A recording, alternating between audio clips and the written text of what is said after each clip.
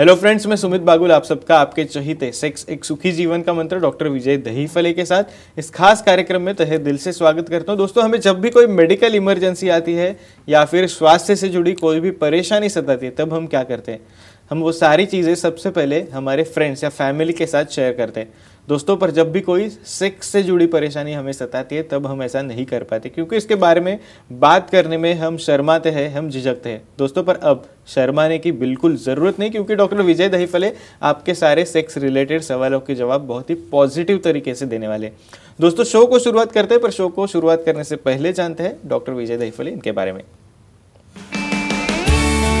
Doctor विजय दहीफले ये sexologist, urologist और andrologist है। डॉक्टर के क्लिनिक औरंगाबाद, हैदराबाद, दिल्ली में द्वारका, पुणे, नवी मुंबई में नेरुल, दादर, अंधेरी, कल्याण, नासिक, अहमदाबाद और दुबई में है। डॉक्टर विजय दहीफले का भारत एवं अन्य देशों में कॉन्फ्रेंसेस और सेमिनार के लिए आना जाना रहता है, जिसमें डॉक्टर सेक्स रिलेटेड सलाह मशवरा करते रहते हैं।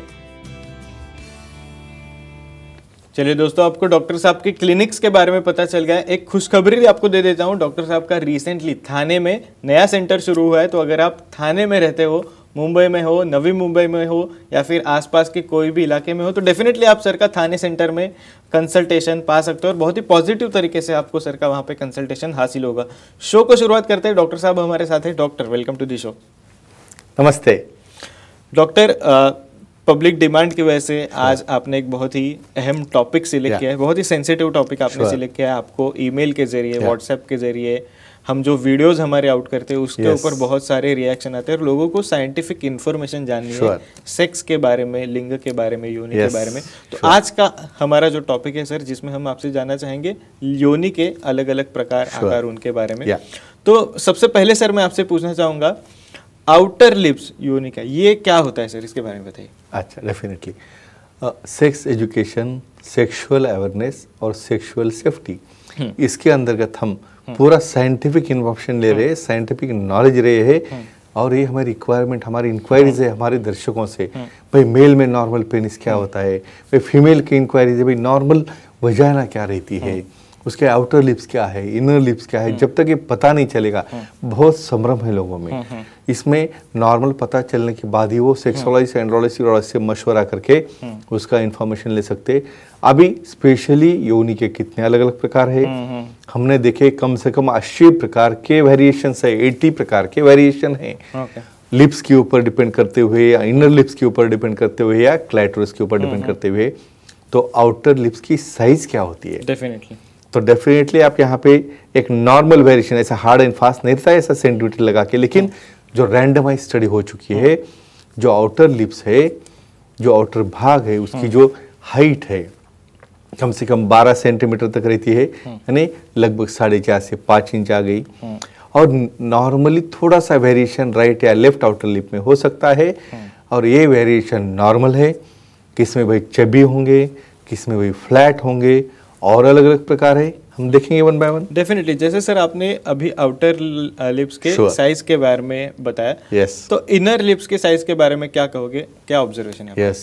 अभी जैसे आउटर लिप्स ओपन होते हैं, आप देखोगे नॉर्मल एनाटॉमी में, हमारे पिक्स में देख सकते हो, इनर लिप्स में भी वेरिएशन रहता है बहुत बार। राइट साइड वाली lips compare to left side आधा इंच या 2 या 3 सेंटीमीटर से बड़े रहते हैं। एवरेज लेंथ निकालोगे उसकी हाइट तो 10 सेंटीमीटर आएगी, 10 सेंटीमीटर। और राइट में समझो उसकी ब्रेड देखोगे आप तो कम से कम 4-4.5 सेंटीमीटर तक जाती है, या इंचेस में भी हाफ इंचेस का राइट टू लेफ्ट में फर्क रहता है। ये वेरिएशन भी नॉर्मल है।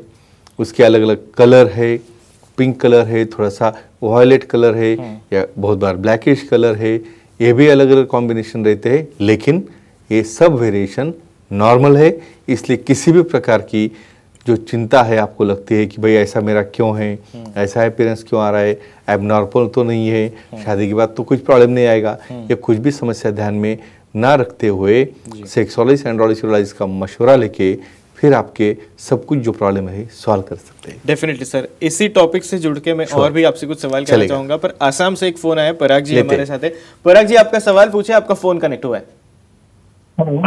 जी बोलिए। सर जी, हाँ। मेरे पार्टनर के योनि से लिप जैसा कुछ बाहर दिखता है, ओके तो वो वर्जिन हो सकती है क्या? Okay okay. सो ये बहुत बहुत कॉमन है ऐसा। बहुत बार कोई डैंगलिंग लिप बाहर आ रहा है उसके वहाँ से, या बहुत बार आपको अभी बुलाया मैंने कि अनइक्वल लिप्स रहते हैं, किसकी लेंथ कम है, किसकी ब्रेड्थ कम है। तो ऐसे पोजीशन में क्या होता है, सामने वाले को लगता है भाई इसका कोई एक्टिविटी तो नहीं हुई है।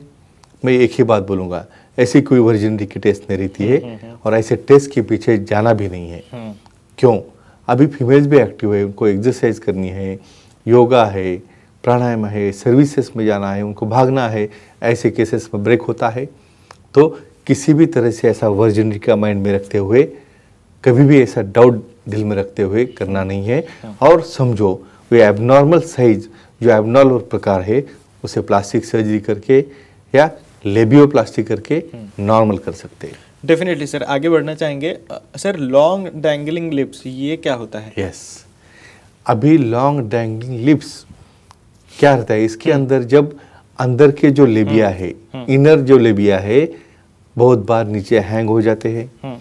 हैंग होने की वजह से उसकी लेंथ नीचे ज़्यादा आ जाती है, और वो ज़्यादा आने से होता है ऐसा है कि बहुत बार उसका इरिटेशन हो सकता है। तो ये भी वेरिएशन नॉर्मल है, जिसके अंदर जब तक उससे कोई परेशानी ना हो, जब तक कोई उसका इन्फेक्शन ना हो, उसे हम टॉलरेट कर सकते हैं। लेकिन ऐसी कोई परेशानी आ जाए तो सेक्सोलॉजिस्ट, एंड्रोलॉजिस्ट, यूरोलॉजिस्ट को दिखा के उसे हम हल कर सकते हैं। डेफिनेटली। तो sir, long dangling inner lip से क्या क्या परेशानियां हो सकती है, उसके बारे में थोड़ा बताइए प्लीज।